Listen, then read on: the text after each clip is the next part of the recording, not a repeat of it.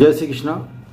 ज्योतिष से संबंधित जानकारी प्राप्त करने के लिए हमारे YouTube चैनल में ज्योतिष एकाग्र चैनल में यदि आप ये हमारा वीडियो देख रहे हैं तो ओम प्रकाश शर्मा आप सभी का हार्दिक स्वागत, हार्दिक अभिनंदन करता है। इंस्टाग्राम या फेसबुक में हमारा ये वीडियो देख रहे हैं तो उसमें भी आपका हार्दिक स्वागत, हार्दिक अभिनंदन। सभी को जय श्री कृष्णा। आज का विषय यह है, छठे भाव से आप अपने जीवन साथी का नेचर किस तरह से ज्ञात कर सकते हैं, इसके बारे में। क्या आप बहू लेने जा रहे हैं अपने बेटे के लिए, तो आप को बहुत सिंपल और अच्छा सूत्र बताने जा रहा हूं। आप उस सूत्र को लागू करके उसका पूरा भविष्य जान सकते हैं। और जो इम्पोर्टेंट होता है, यदि आप अपने जीवन साथी मेल हो या फीमेल हो, यदि आप अपने जीवन साथी का चयन करने जा रहे हैं और ज्योतिष में जरा थोड़ी भी रुचि है, तो ये जो महत्वपूर्ण सूत्र आपके लिए बहुत महत्वपूर्ण रहेगा। तो इसकी जानकारी है, इसलिए आप इसको पूरा ही वीडियो देखेंगे तो आपको समझ में आएगा। वैसे तो सभी जानते हैं कि दाम्पत्य जीवन के सुख के लिए हम सप्तम स्थान यानी कि जन्म कुंडली का 7th भाव देखते हैं, 7th हाउस देखते हैं। तो 7th हाउस और उसके स्वामी को हम सरसरी नज़र से डालते हैं। तो कुल मिलाकर सप्तम भाव तो सभी जानते हैं, लेकिन मैं आज आपको एक गुप्त रहस्य बता रहा हूँ। वह है कि छठा भाव, सप्तम भाव से यदि हम देखते हैं तो ये कुंडली का 7 से 12वां स्थान आता है और पंचम से दूसरा स्थान आता है। 5वां स्थान आपका प्रेम संबंधी, संतान संबंधी भाव कहलाता है। तो सप्तम भाव और पंचम भाव के जो बीच का जो गणित है वो छठा भाव। छठा भाव वैसे तो सभी रोग, ऋण, ऋतु और कंपटीशन के नाम से जानते हैं, लेकिन मैं आपको एक गुप्त रहस्य बता रहा हूँ। वो है आपके दाम्पत्य जीवन में जो जीवन साथी प्रवेश करने जा रहा है उसका नेचर कैसा रहेगा और उस पर ग्रहों का क्या प्रभाव रहेगा।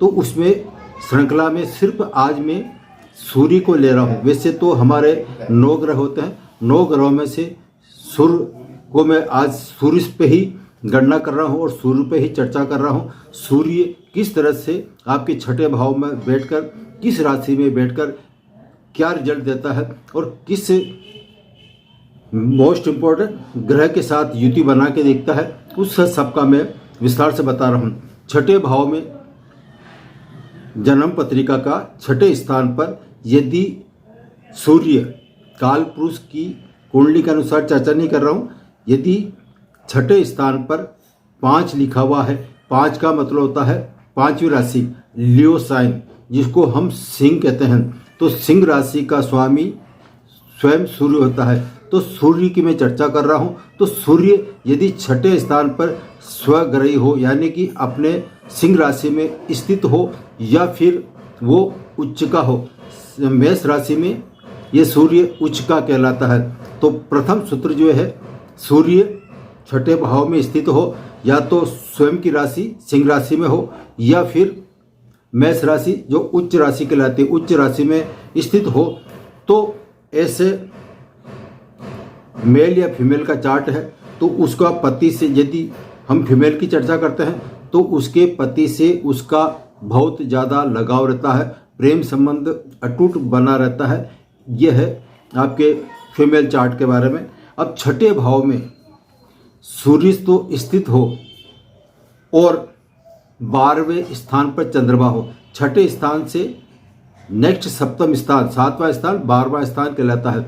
तो छठे से 12वें स्थान, सप्तम से सप्तम, ये सप्तक बोलते हैं। तो छठे पे सूर्य स्थित हो और 12वें स्थान पर चंद्रमा हो।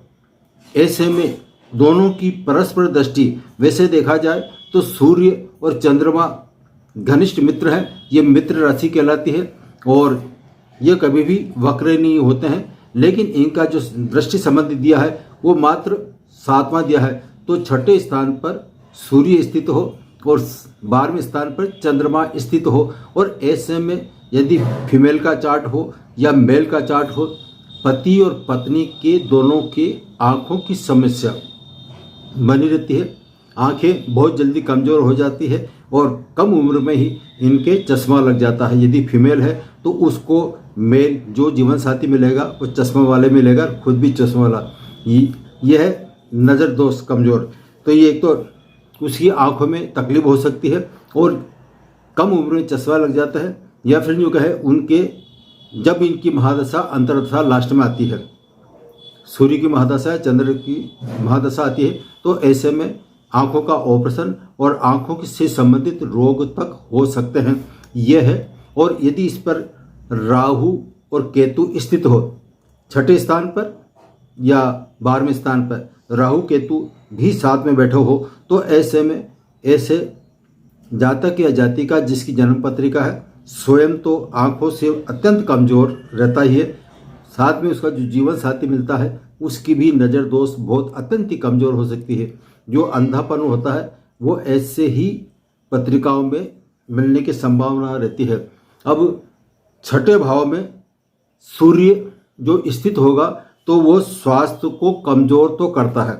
6ठे स्थान पर किसी भी राशि में सूर्य स्थित हो तो ये सूर्य 6ठे भाव रोग का माना जाता है, स्वास्थ्य कमज़ोर करता है। सूर्य स्थिति में बैठेगा, स्वास्थ्य तो कमज़ोर करता है, लेकिन इसमें एक प्रमुखता एक गुण रहता है, वह है ऐसे जातक या जातिका जिसके 6ठे स्थान पर सूर्य स्थित हो और 12वें स्थान पर चंद्रमा स्थित हो, तो ऐसे जातक या जातिका राजनीति में यदि प्रवेश कर जाए तो राजनीति में कूटनीति इनको ज़बरदस्त होती है, राजनीति में इनको सफलता खूब अच्छी तरह से मिलती है। यह है।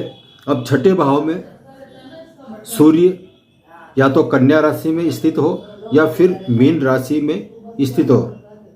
अभी कन्या राशि का स्वामी बुध होता है और मीन राशि का स्वामी गुरु होता है। तो सूर्य यदि कन्या राशि में स्थित होगा तो ये उसकी शत्रु राशि कहलाती है, और यदि मीन राशि में स्थित होगा तो ये गुरु की राशि यानी कि उसकी मित्र राशि कहलाती है।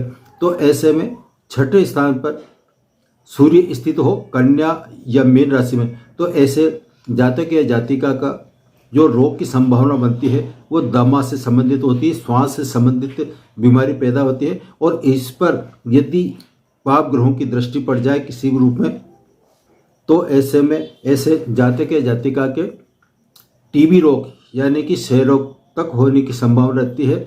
यह है सूर्य का राशि में बैठना, कन्या या मीन राशि में। अब अलग अलग मैं बता रहा हूँ, प्रमुख ग्रह लिए हैं, सारे लेता तो लंबा वीडियो बन सकता था, इसलिए सूर्य के साथ चंद्रमा स्थित हो यानी कि सूर्य और चंद्रमा की युति 6ठे स्थान पर हो, तो ऐसे जातक या जातिका कर्तव्य के प्रति, अपने कर्तव्य के प्रति, काम के प्रति बड़े लापरवाह होते हैं, या इतने आलसी होते हैं, इतने निकम्मे होते हैं कि उनकी काम में रुचि नहीं रहती है, काम से जूझ चुराना पसंद करते हैं। बहुत से निठल्ल होते हैं, काम नहीं करते। तो जिसके 6ठे भाव में सूर्य और चंद्रमा स्थित होगा तो ऐसे व्यक्ति, दूसरे शब्दों में कहना तो नहीं चाहिए, कामचोर तक हो सकते हैं। अब सूर्य के साथ यदि मंगल स्थित हो तो ऐसे में ऐसी जातिका या जातक बड़े हिम्मत वाले होते हैं, इनमें साहस कूट कूट कर भरा होता है और किसी रोग से ये ग्रसित रहते हैं। बचपन से इनको एक जो रोग लग जाता है, आए दिन कभी ये बीमारी या कभी बीमारी चलती ही रहती है। यह सूर्य के साथ मंगल स्थित हो तो ऐसे में यह संभावना बनती है। अब सूर्य के साथ यदि गुरु स्थित होगा तो सूर्य के साथ गुरु स्थित होने पर ऐसे जातक या जातिका को स्वभाव जो होता है वो शर्मदार होता है, यानी को इनकी शर्मली प्रवृत्ति होती है। किसी से बात करते हैं तो बड़ी शर्म महसूस करते हैं, खुलकर ये बातचीत नहीं कर सकते हैं सूर्य के साथ यदि गुरु स्थित होगा।